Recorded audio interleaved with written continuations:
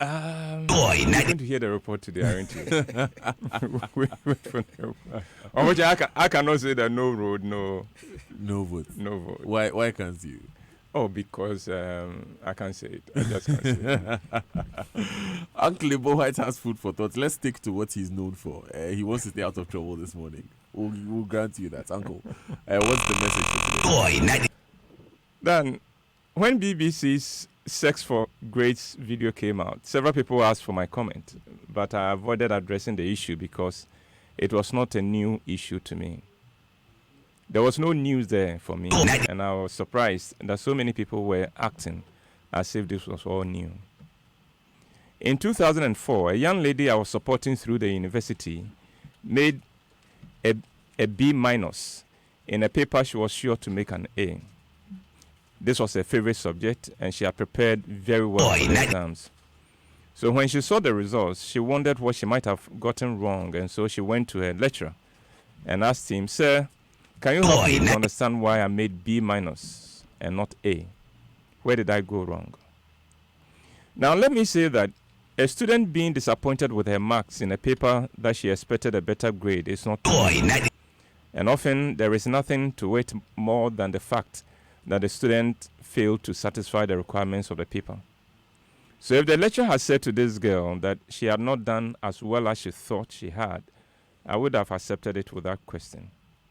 Instead, the lecturer said, quote, "You know what to do to get an A, but you have refused to do it. You have refused to give in to my advances. You are lucky I even gave you B-." About a week ago, I engaged some young people in a discussion on the BBC video. Almost all of them had passed through our tertiary institutions, and they had one story or the other to tell about how some lecturers abused their positions of trust and power. The comments went like, "As for these lecturers, this and that. As for these lecturers, this and that," and so on. After everyone had had their say, I opened up to them and gave them my perspective on the matter. And this morning, I want to share that perspective with you. Then, whenever a scandal breaks involving a man and having to do with sex, I do not rejoice over the disgrace and downfall of the man because I'm a man myself, and I know the yearnings that I struggle with on a daily basis to control and to tame. So when a man falls on account of his sexual weaknesses, I know that could have been me. Granted that I may not have done what that man has done, but I know that I have it in me. And given the right circumstances, who knows, I may not do any better. So in the face of a sex scandal, my reaction is not one of disgust and indignation, but one of humility and caution. Every scandal reminds me of the continuous need for me as a man to control my sexual desires and appetites. Every scandal teaches me to respect the dignity of women so much that I will not dare take advantage of any of them or impose myself on a woman against her will, especially when I am in a position of power over her. Every scandal reminds me that a man protects women and does not violate them. And to those who are quick to condemn those caught in these scandals, I ask, if a camera should follow you every day and everywhere, and if that camera could capture everything you do and say, and that video is put on social media to the point where you are trending, will you still be able to walk in public with your sense of indignation? As far as I am concerned, the scandal is not about what someone has done. I believe the scandal should be about us. We should ask ourselves, am I doing any better in my position and in my situation? Judgment comes easy. Introspection is more difficult. I am reminded of the words of Jesus, "Let him without sin cast the first stone." Jesus was not justifying what the woman is alleged to have done. He was only pointing to a higher principle. Of course, those caught in the act must be dealt with according to whatever laws or regulations they operate under. But what about those doing worse than those caught on camera?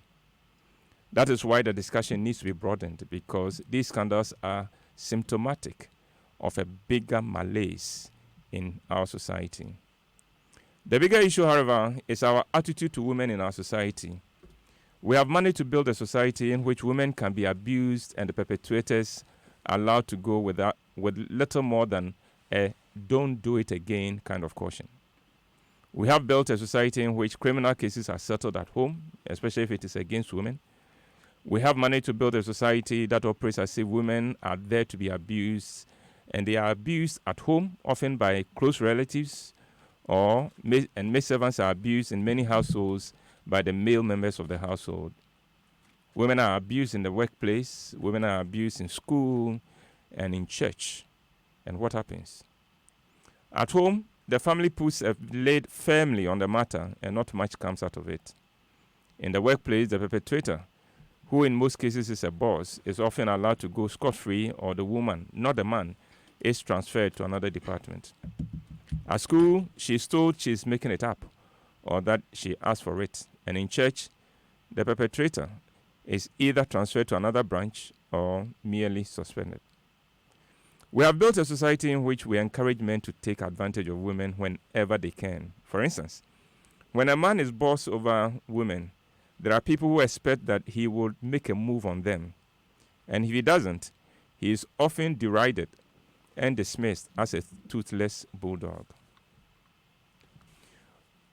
We don't take the right of a woman to her own body seriously in Ghana, and that needs to stop.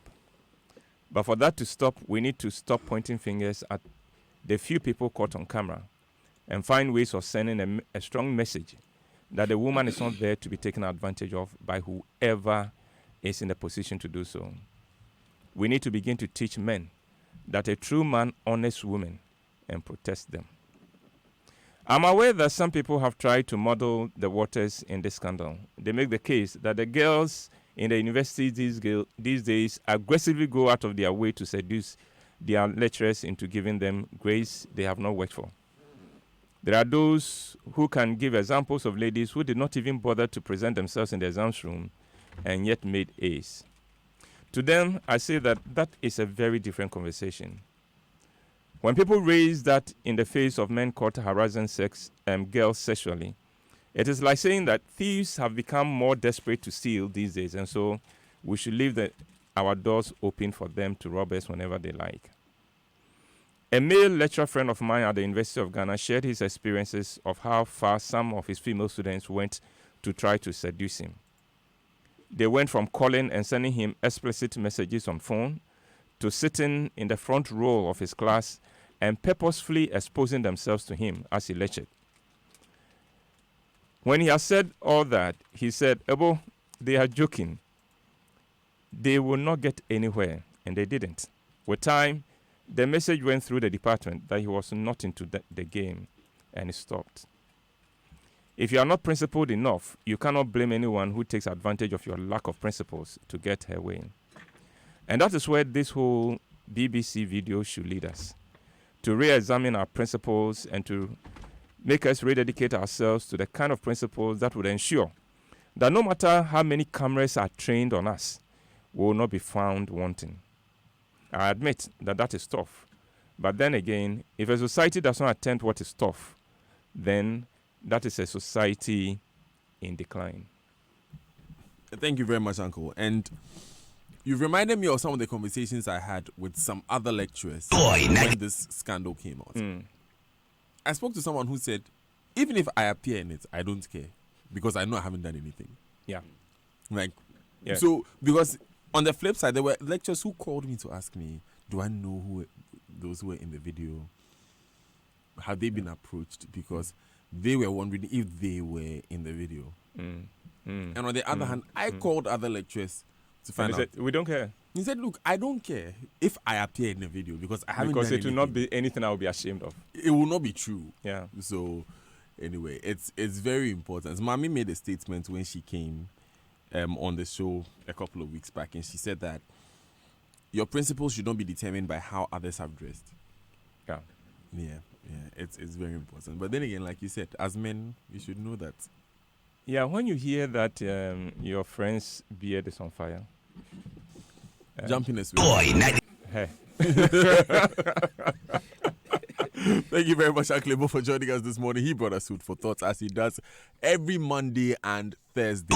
Thoughtful moments we cannot